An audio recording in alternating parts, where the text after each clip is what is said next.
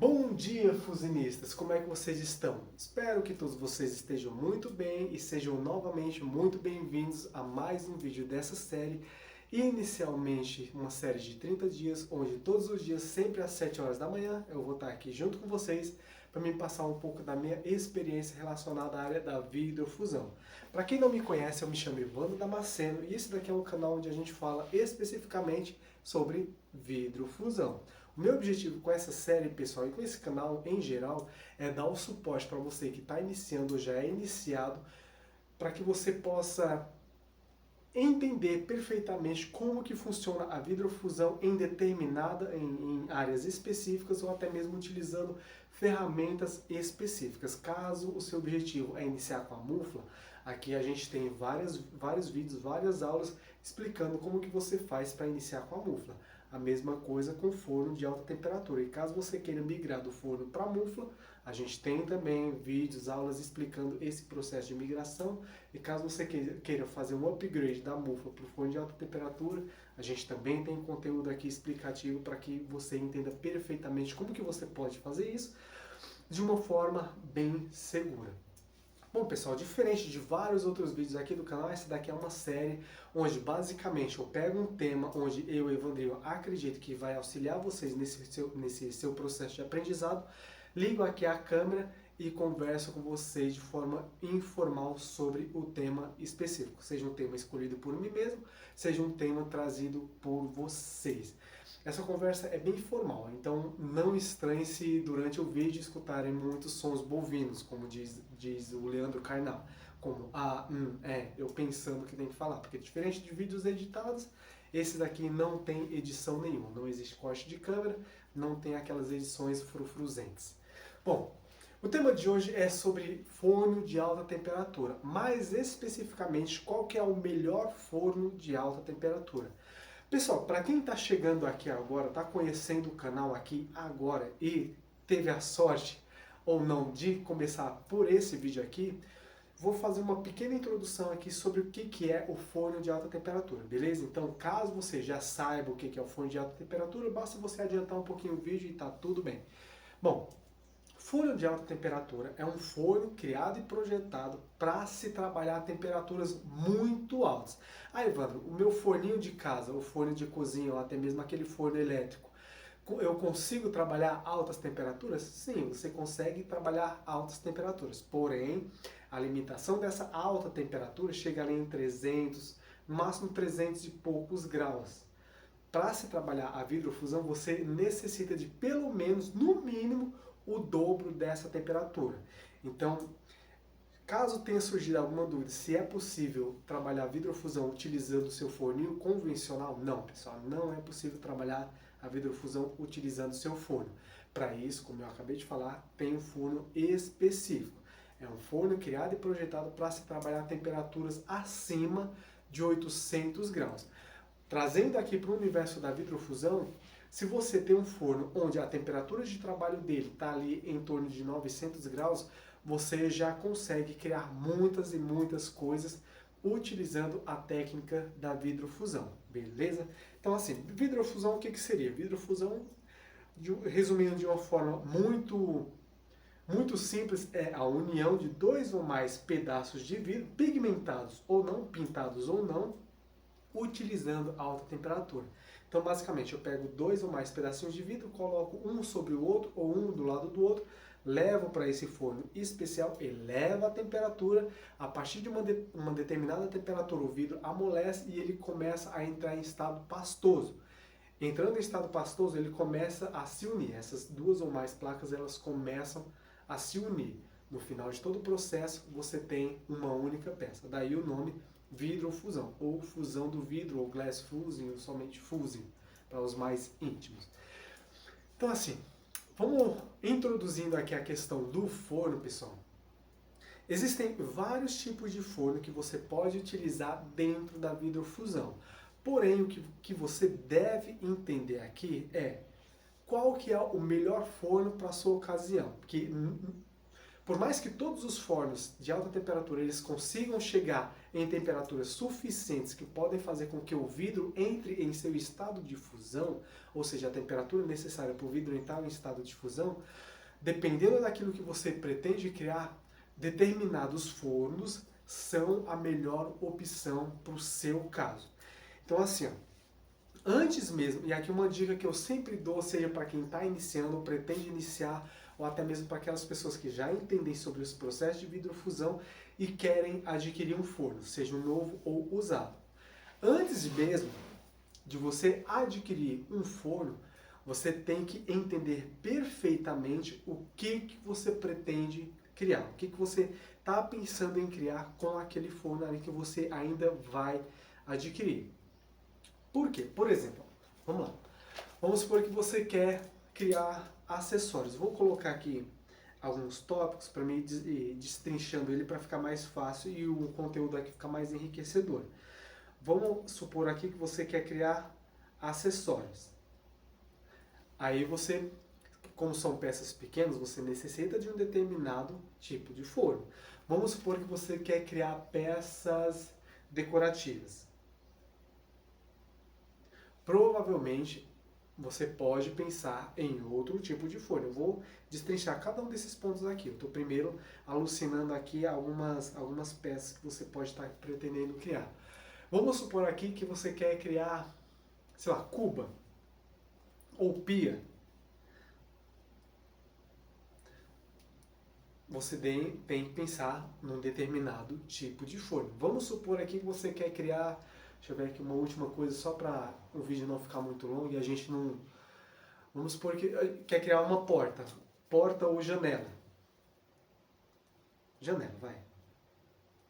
Porta, para muitas pessoas, parece ser algo muito longe ainda de se criar.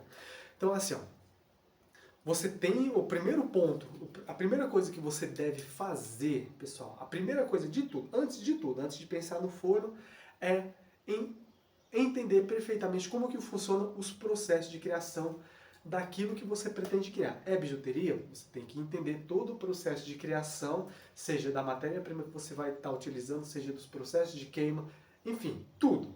Por quê? Porque isso também vai facilitar na escolha do forno. A mesma coisa vai ser para decoração, para cubas ou para janela.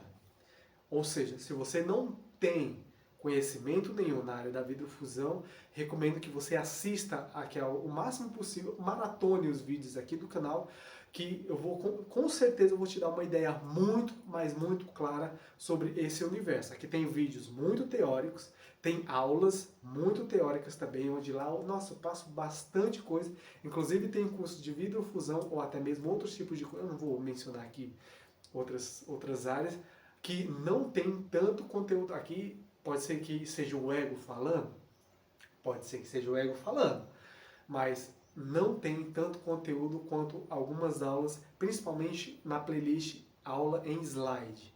Pessoal, aula em slide, ali eu te dou um direcionamento muito interessante sobre o que você deve aprender dentro da vidrofusão para que você possa começar a entrar na vidrofusão já com o pé direito e, quiçá, ou se pá, como diria em São Paulo, você já começar já produzindo suas primeiras peças já no primeiro dia. Então assim, você tem que ter o conhecimento sobre aquilo que você pretende criar, sobre a vidrofusão. Teve o conhecimento? Pronto. Evandro, eu quero fazer bijuterias e eu não quero utilizar a mufla, eu quero utilizar um forno de alta temperatura. Você tem que entender que bijuterias, como são peças pequenas, e você tem a opção de produzir ela em escala ou em pequenas quantidades. Lembrando, esse planejamento que você deve fazer, você não pode pensar ali no momento. Você tem que pensar a médio e longo prazo. Aqui no começo eu quero produzir essas peças. Mas e se mais para frente eu quiser produzir outro tipo de trabalho? Isso você tem que fazer esse planejamento inicial. Então tá, vamos supor que você quer produzir bijuterias e ficar só na bijuteria. Você tem duas opções aqui de produção. Produzir em pequenas quantidades e produzir em escala. Pequenas quantidades se você, assim como eu, tem um ateliê em sua própria casa ou pretende montar um ateliê em sua própria casa e não visa venda em grande quantidade, mas venda em pouca quantidade, pensando na questão artística, ou seja, vender a arte e não o objeto, a peça. Entenda bem, você está produzindo ali uma peça, mas aquela peça é uma peça artística ou é uma peça comum? Isso você também tem que levar em conta. Eu, Evandrinho, eu recomendo que já do começo, já de início, você, pensando aqui na questão financeira, você pense em que é uma coisa, algo mais artístico. Por quê? Porque aqui você consegue dar a tua personalidade, consegue criar um nome, né, fazer o seu nome no mercado e você, com isso, você tende a se destacar no mercado. E por que eu estou dando essa dica plus aqui? Porque, pessoal, a gente vem assim numa crescente de onde todo mundo não, muita gente está procurando muito conhecimento e está encontrando esse conhecimento muito fácil na internet. E vamos supor aqui que você pretende produzir bijuterias e não quer utilizar pigmento, quer utilizar somente as colorações naturais do vidro. Vamos focar aqui no vidro nacional. Concorda comigo que, assim como você, outras pessoas também estão pensando essa mesma possibilidade? Eu não quero utilizar pigmento, ou se eu vou utilizar vai ser só uma pigmentação básica, eu vou focar no vidro nacional. Sendo assim, você tende a ter um pouco mais de dificuldade de entrar no mercado. Pensando aqui de novo, pessoal, pensando aqui na questão financeira. Você vai ter um pouco mais de dificuldade de se destacar no mercado. Dessa forma, você tende a brigar mais por preço. E isso, né, eu não vejo como uma coisa boa. Agora, quando você pensa na questão artística, eu vou criar uma peça, por mais que seja uma peça pequena, simples, eu vou adicionar uma arte para ela ter um destaque maior no mercado, vendo assim a questão da concorrência, e para que eu possa, talvez, até cobrar mais. Produzindo menos, cobrando mais. Dessa outra forma que eu falar aqui para você, você pode produzir em grande escala, mas o valor vai ser menor. Seu trabalho não vai ter tanto valor assim comparado a outros aí que eu estou vendo aí na internet. Então assim, você tem essa opção. Produzir em pequena escala e produzir em grande escala. Caso você queira produzir em pequena escala, um simples forno de alta temperatura com resistência no topo, ou seja, aquele que você abre a tampinha assim, para cima, que a tampa dele é vertical, abre na horizontal, um simples forno, independente do tamanho, o tamanho você vai decidir. Ele vai suprir totalmente a sua necessidade. A gente tem vários tipos de forno, como eu falei. Nesse caso aqui, um forno simples, com tampa que abre na horizontal, resistência no topo, onde a fonte de calor vem de cima, supre totalmente a sua necessidade. Mas, de novo, você tem que pensar em médio e longo prazo. Será que um forno pequeno, a médio e longo prazo, vai suprir minha necessidade? Se você pretende adquirir mais para frente um outro forno, aí tudo bem, vai do seu planejamento. Mas lembra, sempre um planejamento inicial. Eu pretendo produzir bijuterias em larga escala, em grande escala. Talvez aqui eu vou falar te dar duas dicas que pode te ajudar nesse seu processo. A primeira delas é, ao invés de pegar um forno pequeno, esse mesmo modelo de forno, você já pensar em um forno maior que vai dar para você produzir peças em grande escala. Por exemplo, vamos supor aqui que se você antes pegaria um forno de 30 centímetros de área interna, ou seja, espaço interno dele, você pode conseguir ali facilmente produzir, sei lá, 15 bijuterias por queima. Cada queima levando em torno aí, entre colocar a peça e retirar a peça, levando em torno aí de entre 6, 7 horas, para você, desde que você faça o resfriamento, aqui eu estou falando resfriamento de forma correta, tá? 6, 7 horas você consegue fazer 2 queimas por dia. Se cada queima você faz 15 peças, 2 queimas por dia você faria 30 peças. Então são 30 bijuterias por dia. Já é uma produção muito, mas muito boa para um forninho pequeno. Esse forno que eu estou falando, pessoal, é porque eu não estou na área quente. Se eu soubesse se eu tivesse me ligado aqui que eu ia detalhar tanto assim o forno, eu ia lá para a área dos fornos para ser mais dinâmico qualquer coisa. Esse forno ele chega ao tamanho de um micro-ondas. Isso, de um micro-ondas mais ou menos. Talvez um pouquinho maior se você pegar o quadrado. Mas ele cabe perfeitamente no espaço aí de 2 metros quadrados da sua casa. E detalhe, todos esses fornos aqui que eu estou falando, que eu vou falar, eles podem ser utilizados na rede elétrica 220 comum. Claro que você deve chamar o eletricista para dar uma olhada na potência da sua rede elétrica, para ele falar com mais certeza do que eu, aqui em videozinho, se é ou não possível ligar, ou quando é ou não possível ligar o forno. Porque, por exemplo, eu morava numa casa em São Paulo, que eu não poderia ligar 2 fornos ao mesmo tempo, junto com o chuveiro, porque aí ia sobrecarregar a rede elétrica. Então eu evitava ao máximo possível ligar até mesmo os 2 fornos juntos. Aqui eu já consigo ligar os 2 fornos juntos e ainda os chuveiros da casa tranquilamente. Então tem que ver isso. Produzindo o forno que, caso você pretenda produzir em larga escala, ou seja, mais do que essa quantidade por queima, você pode pensar em adquirir um forno com resistência nas laterais, onde a fonte de calor dele está localizada nas laterais. Por quê?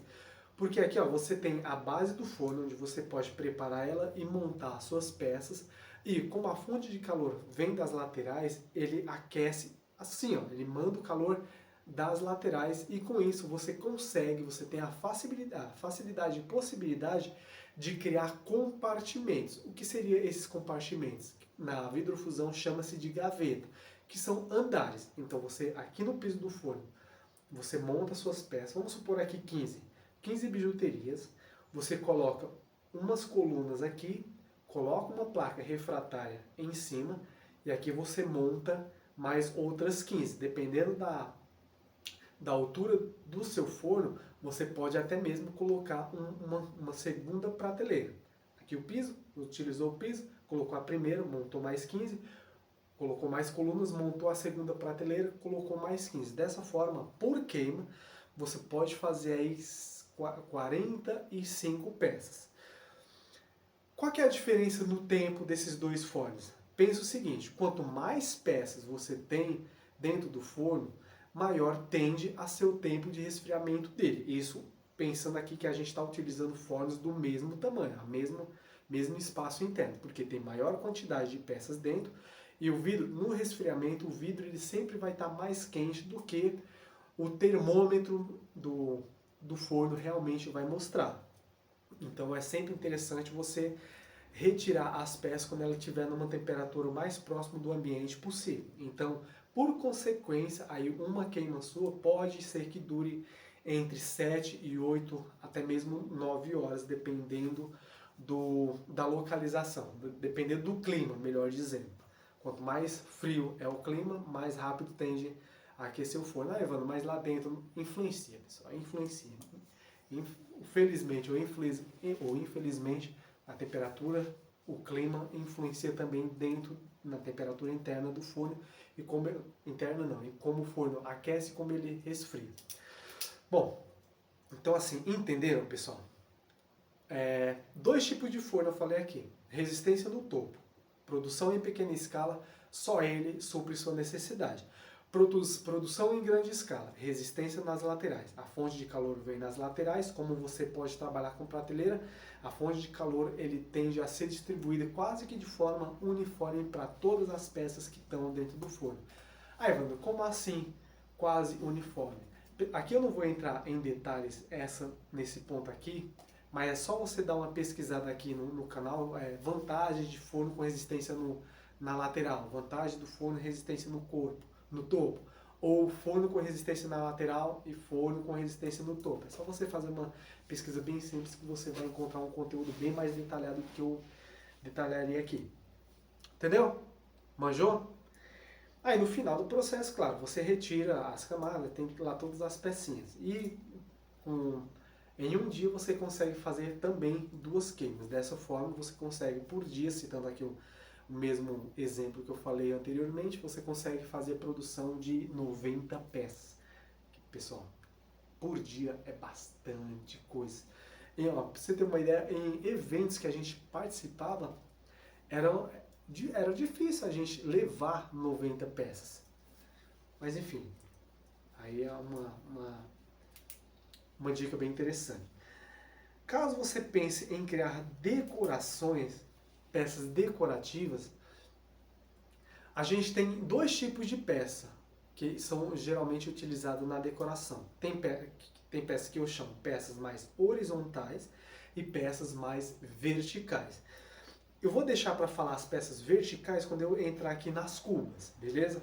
Então assim, ó, peças horizontais são peças maiores como fruteira, centros de mesa, pratos, peças utilitárias, que ela tem um grande espaço, ela ocupa um grande espaço horizontal. Então assim, ó, vamos pensar aqui que você, da mesma forma que as bijuterias, você pretende produzir ela em pequena escala e em grande escala. A gente pode utilizar o mesmo exemplo aqui das bijuterias. Só que, como a fonte de calor, no primeiro exemplo, vem do topo e a peça é grande, você tem que calcular essa distribuição de calor de forma correta para compensar o piso do forno. Por quê? Vamos supor aqui, pessoal, claro que tem várias formas de você fazer essa regulagem, mas vamos supor aqui que tem aqui o piso do forno e você colocou aqui a primeira placa. Todos esses exemplos aqui que eu estou falando são sanduíche. Quando não for sanduíche, eu falo, não é sanduíche. Então assim, você coloca a primeira placa e vem com a segunda em cima para ser feita a fusão. A fonte de calor está vindo de cima, o calor está vindo de cima, bate primeiro na primeira placa, certo? A segunda placa, a placa de baixo, como ela está no piso do forno, ela vai estar, por consequência, levemente mais fria do que a placa de cima. Eis aí a necessidade de você controlar essa temperatura. Porque caso contrário, vamos supor aqui que você vai fazer uma rampa de subida e você não controlou essa rampa. A peça de cima ela vai esquentar mais rápido do que a de baixo. Ela não vai resistir, porque enquanto ela está mais quente, ela vai ter duas temperaturas na mesma placa. A temperatura, o calor que está vindo de cima e a parte mais fria vindo da placa de baixo. Ela vai tensionar muito, vai existir uma tensão muito grande nessa placa de vidro, ela não vai resistir, ela tende a não resistir e vai acabar rompendo dentro do forno, quebrando dentro do forno. E se você não for uma pessoa atenta a isso, não estiver próximo do forno para escutar o barulho, pô, dentro do forno, você só vai perceber que ela quebrou no final do processo, quando o forno já estiver desligado e estiver fazendo o resfriamento, se eu for fazer o resfriamento, ou na pior das hipóteses, quando o forno já estiver friozinho, você for lá toda feliz para ver a peça e pimba, a peça está quebrada. Então isso não é bom. Então fazendo aqui essa regulagem, você consegue, com esse forno de resistência no topo, fazer uma distribuição bem bacana na sua peça, porque a fonte de calor vem de cima, ou seja, ela abrange a peça como um todo. Agora, fornos com resistência nas laterais, esse controle de temperatura tende a ser um pouco diferente desse outro forno que eu te mostrei, que eu te expliquei. Por quê? A fonte de calor, ela, diferente do outro que vem de cima e aquece primeiro uma placa, a fonte de calor no forno com resistência nas laterais, ela vem de lado, começa a aquecer a placa das laterais para o centro. Ela aquece as duas placas das laterais para o centro. E dessa forma você tem essa tensão nas duas placas. Por quê? Porque o centro ali, o meinho da peça, ela está mais longe das resistências, por consequência a temperatura é diferente entre o centro e as laterais do forno. Um exemplo bem interessante de peças que foram feitas nesse tipo de forno e a temperatura não foi muito bem controlada são aquelas peças onde foi feita uma pigmentação, por exemplo, e vamos supor aqui, o vermelho, foi feita uma pigmentação em vermelho e existe mudanças, diferença na tonalidade do vermelho que está aqui nas laterais e o vermelho que está no centro. Provavelmente o vermelho que está no centro, ele está mais escuro, mais puxado para o marrom do que os que estão nas laterais. Por que que isso aconteceu? Porque não houve um controle correto nessa temperatura e enquanto o vermelho aqui nas laterais vitrificou, já está vitrificado, no meio ainda está em estado de vitrificação. O forno desligou e a temperatura começou a cair. Então, assim, em peças muito grandes, eu recomendaria que você, caso você esteja iniciando, pensando aqui em produção em pequena e grande escala, você pensar num forno com resistência no topo. Porque você tende a ter menos problemas do que esse daqui com resistência nas laterais. Agora, se mesmo assim você pensar, Evandro, eu quero trabalhar, pensando aqui, pessoal, estou falando para quem está querendo iniciar. Evandro, mesmo assim eu quero arriscar e trabalhar com um forno com resistência no topo para me produzir pelo menos 2 peças. Por quê? Você pode também, tranquilamente você pode, só tem que entender que você não pode pegar um gráfico utilizado no forno com resistência no topo e utilizar exatamente ele, nesse forno com resistência nas laterais. Porque são fornos diferentes e fontes de calor em posições diferentes. Como eu acabei de explicar, caso você faça isso, vai existir sim uma diferença na fusão da sua peça. E lembrando que quanto mais peças você tiver dentro do seu forno, maior tende a ser o tempo de subida de temperatura e maior tende a ser o tempo de descida da temperatura também, o tempo de resfriamento. Tudo isso, pessoal, você tem que ter muito claro na sua cabeça para que você não adquira um forno achando que ele funciona de uma determinada forma, só que durante o uso você se frustrar. Caso isso aconteça, entenda perfeitamente. Bom, poxa, esse forno aqui, será que eu estou utilizando ele de forma correta? Se sim, o que eu estou fazendo de errado? Se não, como que utiliza esse forno? Meu objetivo aqui com esse vídeo é também te explicar isso. Beleza, pessoal? Se você, durante essa explicação, for tendo alguma dúvida, vai deixando aqui nos comentários, porque esse assunto, forno de alta temperatura, é não é tão muito assim, mas é mais complexo do que isso que eu estou mostrando aqui para vocês. Eu estou tentando fazer aqui uma explicação muito simples, mas mesmo assim eu não tenho certeza se eu estou me fazendo entender. Entenderam, pessoal? Peças largas, forno com resistência no topo é ideal, porque a temperatura é distribuída de forma quase que uniforme para toda a peça. Esquentou a peça em cima de forma bacaninha, a temperatura vai ser distribuída para toda a peça de forma basicamente uniforme. Fonte de calor nas laterais, existe uma diferença na distribuição de calor. E principalmente se você utiliza gavetas, mas isso é tema para outro vídeo. Se você pretende criar cubas, e aqui, pessoal, eu coloquei cubo aqui mais a título de exemplo, porque você pode... O cubo se encaixa mais em peças mais verticais, enquanto as decorativas eu foquei aqui em peças horizontais, cubo eu vou focar aqui em peças mais verticais. Diferente do forno de peças horizontais, onde o ideal seria forno com resistência do topo, as cubas onde a maior parte da distribuição dela vai estar na vertical, já seria o contrário. Eu recomendaria que você adquirisse um forno de alta temperatura com resistência nas laterais. Por quê? Porque vamos lá, vamos supor aqui que você vai estar fazendo só uma termoformação, somente moldando uma única placa de vidro. As outras eram sanduíche. Aqui vamos supor que você vai só termoformar, dar forma, moldar o vidro. Você pega ali uma placa, sei lá, de 8 milímetros, cortou ela no formato lá da peça que você quer, vai no forno, coloca o molde, coloca a placa. A temperatura vindo do topo, vou falar aqui primeiro do topo, ela vai aquecer o vidro, a sua placa, ele vai começar a moldar. Vamos supor aqui a placa, ela vai começar a moldar. À medida que ela vai moldando, essa parte aqui do meio, ela vai se distanciando da fonte de calor. E dependendo da altura da cuba que você queira fazer, talvez vai existir uma diferença na distribuição de calor da parte da cuba que está lá em cima para a parte que está aqui embaixo. Talvez exista uma diferença muito visível. E para que essa diferença seja compensada, claro, você tem que fazer um ótimo controle de temperatura para que isso não aconteça. Ou no pior dos casos, na pior das hipóteses, o vidro ele não escorra.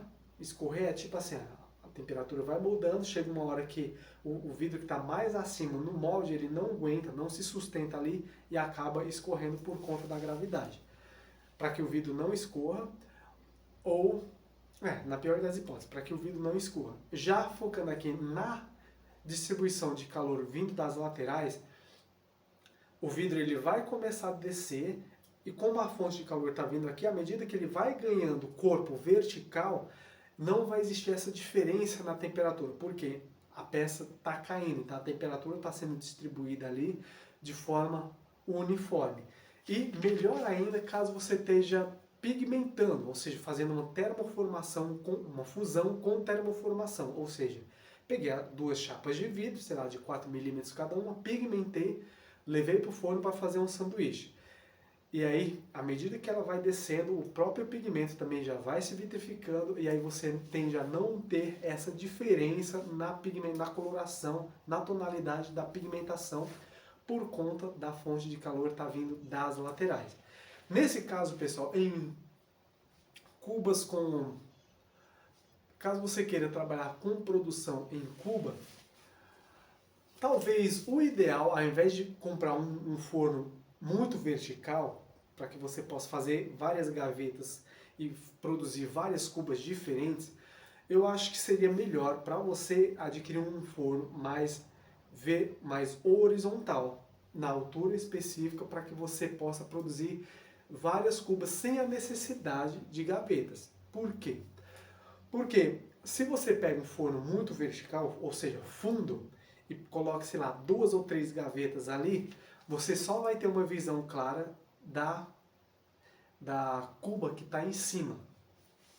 Se caso precisar de mais temperatura para corrigir algum problema ou terminar as cubas que estão embaixo, você não vai estar vendo ali, a não ser que o forno tenha aquela aberturinha lateral ali nas partes dele e você consiga dessa forma ver. Caso não, corre-se o risco, pensa bem aqui, ó, corre-se o risco de, no final do processo, você perceber essa diferença. Caso você esteja fazendo essas cubas para um cliente específico, talvez não é interessante você mandar cubas com diferença de profundidade.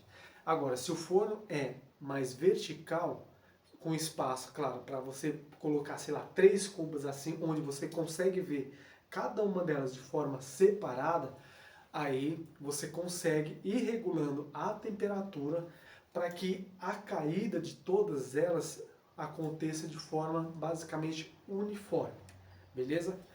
Um forno que seria dois exemplos de forno aqui, fornos diferentes, são aqueles fornos, um deles é aquele redondo de cerâmica, que é semelhante ao botijão de gás, tem um formato, vai de mais semelhante com um botijão, um cilindro, e a tampa também abre na vertical, abre para cima. Então você observa o forno, você adiciona as peças lá dentro, as camadas lá dentro, e fecha ele e coloca para fundir. Esse seria um exemplo de forno. Outro exemplo é um forno de bancada, onde tem a mesa, você prepara aqui a mesa e a tampa, a resistência está nas tampas aqui. Então você levanta a tampa, prepara ali aquilo que você pretende criar e fecha a tampa. Fechou a tampa, você coloca ali a programação e caso você precise olhar, você ergue um pouquinho a tampa e consegue ver cada um de forma independente. Pessoal, me fiz entender? Se sim, coloca aqui nos comentários. O último exemplo aqui é caso você queira produzir janela. Pessoal, janela, eu coloquei aqui janela mais pensando em peças muito grandes e também com um grande corpo vertical. Nesse caso, assim como o exemplo das peças decorativas, aqui eu recomendaria que você tivesse um forno somente com resistência no topo. Por quê?